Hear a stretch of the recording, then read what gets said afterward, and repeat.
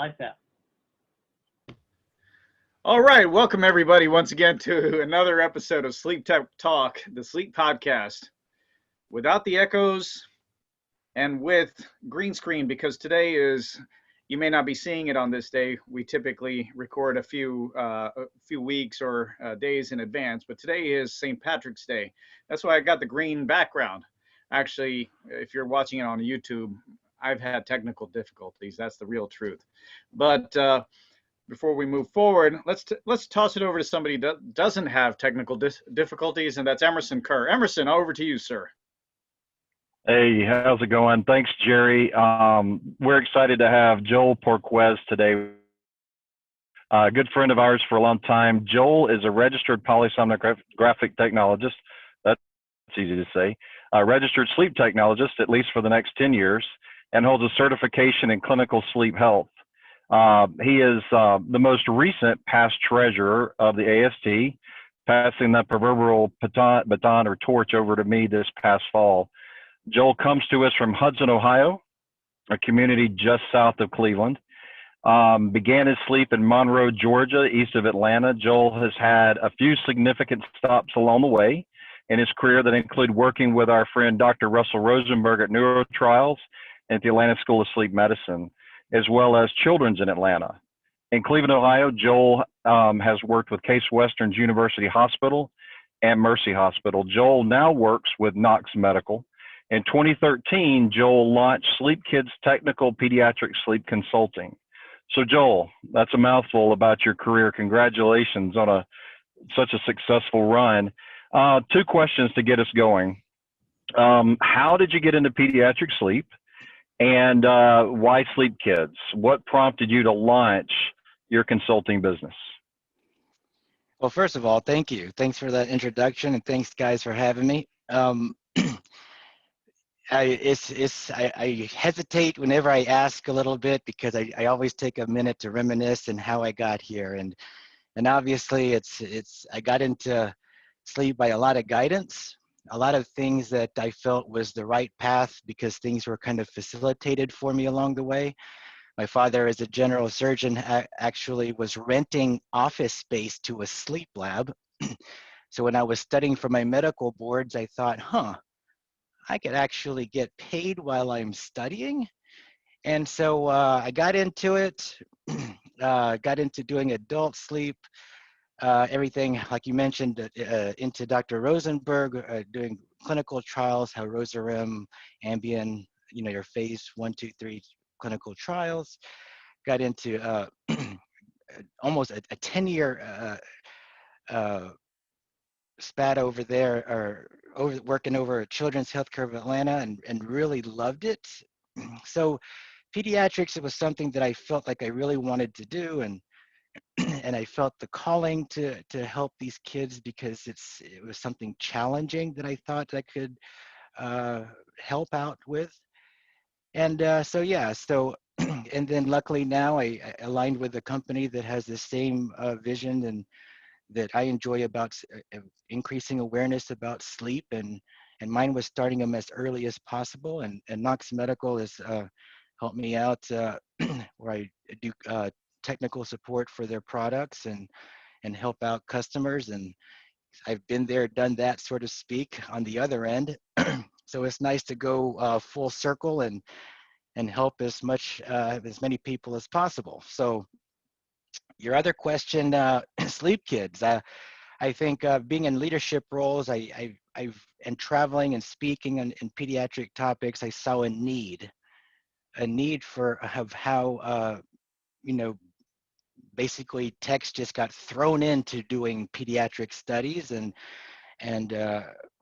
I realized there's a skill, and pediatric age group from 0 to 18 years of age is a wide span, and we all hear the old saying, you don't treat these kids like little adults. And as I got there and started working in a lot longer in the field, I realized these pediatric sleep labs, they have wait lists. It's not uncommon to be 6 weeks out, 3 months, even 6 months scheduled out. So I saw a need where I can focus and help possibly help some labs get into pediatrics and help cut that wait list down a little bit and help educate, which I love to do. Hey, Joel, one question for you. Do you mind sharing with the audience some of the primary differences between adult polysomnography and pediatric polysomnography, just to, for the ones who don't necessarily work with pediatric patients, they can get a sense of how specialized, that particular patient population is? Sure, and that's a great question. And one thing, you deal with the vast age groups that I mentioned. So and then not only age groups, if you specialize, you have all some of the kids that have the disabilities and they're on different spectrums of development, and and you deal with different equipment. Okay, so end title monitoring carbon dioxide is a big thing with pediatrics. You need either transcutaneous or through the cannula. A lot of a lot of people I've met love to work with kids, okay? But then we all know working in pediatrics, you have more than one patient. And depending on the day staff that can set the expectations on the weekend, you might have 5 or 6 other patients in there because they bring the whole family into your sleep lab, okay? So you have in other words, you have other set of eyes staring at you. So if you feel like you are under a magnifying glass, so to speak, you have everyone looking at what you're doing to their child, okay? The caregiver, mother, father, and so ages, you're dealing with the small, the neonates, the infants, and this, which is totally different. And if I may, one of the biggest things of getting into pediatrics is because a lot of what we do and how we raise our children was the way we were raised ourselves. And so much has changed in sleep since then. My mother used to say, rest her soul, she used to say, oh, don't bother them, they're snoring, they're sleeping well. So a lot of things have come up. Obviously, we've come up with the recommended sleep times. We've came up with, diagnosing these kids early, that yes, restless sleep and snoring is not normal in children. Okay, so it was a movement to try to get people diagnosed earlier. But there's a lot of things of how to work with different age groups, how to manage yourself with different types of patients, the caregiver. Equipment wise, different sizes of equipment, sensitive skin. You just don't slap these leads on and stuff. You might need some a skin barrier or something that helps remove the stickers in the morning. So there's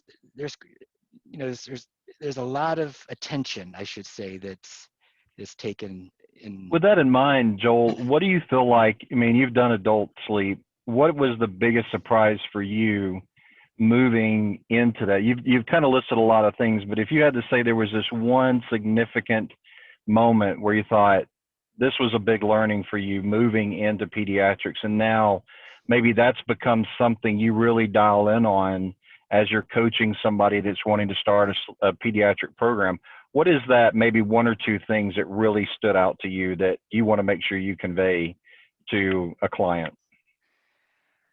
I always go back to the team. The sleep team has to be there. You have to have everyone works together, from the day staff that manages. I've always been impressed with the day staff that tells the patient when to come in, because kids sleep earlier, right?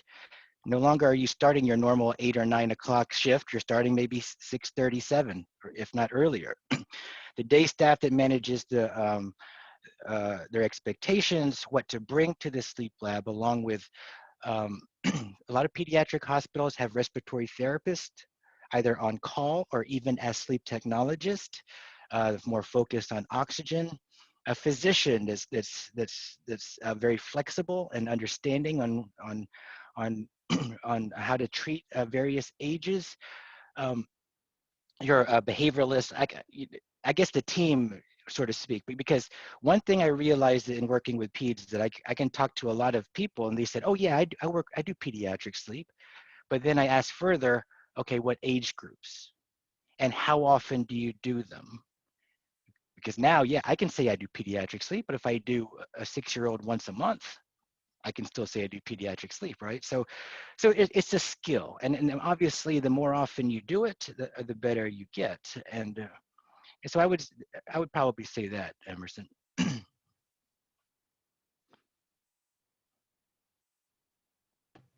Hey, Joel, sincerely appreciate the skill involved in that because, having worked with a few back in the day, I totally understand that. If you're only doing it once or twice, it's tough. Is there a particular training program that you provide to your team or the groups that you work with for that? Well, usually if I don't advertise much, if people are interested in me helping them out, everything is purely customizable. And if they want just a pediatric scoring, or if they just want to learn the differences of hooking up pediatric age group, what are the techniques? So I do have the generic plan that's out there, but I kind of throw that out the window most of the time because I really want to hear what is their experience level of their staff, how interested are they, how motivated are they. I reserve the right to tell them that this person does not need to be working with kids, because let's face it, not everyone is meant to work with children. It's challenging, and again, I can't say it the most. Sometimes the parents are the caregivers, the most challenging ones. Oh, that's always a challenge. I remember being a respiratory therapist and hated when family was in the room for that. Well, let me ask you this: when you think about, have you seen a common thread? Because you've done a lot of this, not only in your career with the 2 pediatric programs and so much that you learned from Dr. Rosen, but what do you feel like is that key thing that when you're working with a new account and you feel like this seems to be a running theme from lab to lab to lab of something that you have to really stress of a lab that's moving from adult to pediatric sleep? What is maybe that one key thing that you end up having to really emphasize every single time? Is there something that's an outlier like that you end up having to train extensively on? I wouldn't say train extensively on, but it is worth mentioning more than once. And I think everything is attention to detail. I mean, having your scope of practice narrowed down to the age groups, making sure that everyone is on the same page, focusing, if you're just starting out, maybe you want to just do age 6 years old and up. Don't venture out and start doing a whole range of ages.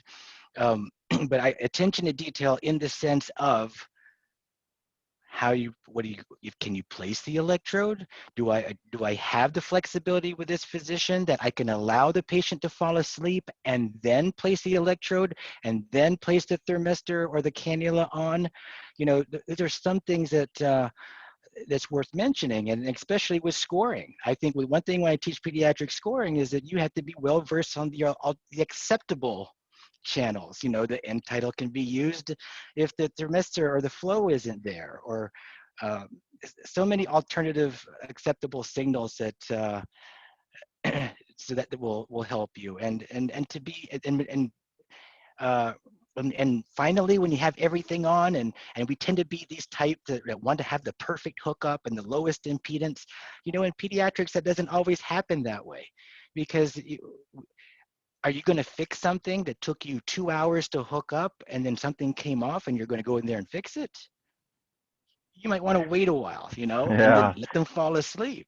Sure. Do you feel like, though, that, you're talking about attention to detail, would you say, and when someone's thinking of adding pediatrics to what they do, that oftentimes the details matter so much more than they do with adults, that there's nuances with pediatrics that really you can glaze over with adults, are not as significant, but you found that maybe there's not as much forgiveness maybe, with the pediatric. Do you feel like it's that way, or how would you describe that? Well, I think all ages to get diagnosed is the most important thing, and Adults just have that different that mindset that technologists need to have, knowing that they come in, they see their chart, they see their patient, you have that immediate mindset. That's why I say, okay, to the lab that wants to start pediatric studies, I mean, don't stress your techs out doing pediatrics and adults in the same night. You might want to reserve one night only for pediatrics or one night only for adults. I mean, it's it is attention to detail. It is the mindset of how there are things to be aware, because you have to consider the age of your patient. Just like when you give a talk, you want to know your audience, in the way I want to know the ages. I know that at 12 months, and I want to know their history in and out of the hospital quite a bit. For example, I know that as soon as they see me walk in, or the technologists walk in, they're going to start crying. Okay, that's why I recommended don't wear scrubs. Wear a company T-shirt or something colorful to a pediatric patient. There's little things like that makes a big difference. That answer your question? I can keep going on the little bitty things. Joel, Yeah. that's been absolutely helpful, and we sincerely appreciate that. But we are getting on for time. If anybody wanted to contact you, what's the best way to get in touch with you? Either LinkedIn or my email is either sleepkids@gmail.com, and that's sleepkid KIDZZZ. So Sleep Kids, but usually if they're interested, word of mouth has been good. I appreciate your time. Thanks for having me. The business right now is a little bit on hold since I have two 18-months-old, and I've been studying their sleep quite a bit. So, Hey, congrats on that. I have twins myself, and we appreciate you taking a break from them to be on here. And with that, everybody, we want to thank you so much for joining us today here on SleepTech Talk. And once again, we really appreciate your support. Don't forget to subscribe and download the episodes. With that, we're going to close for today. Lights on.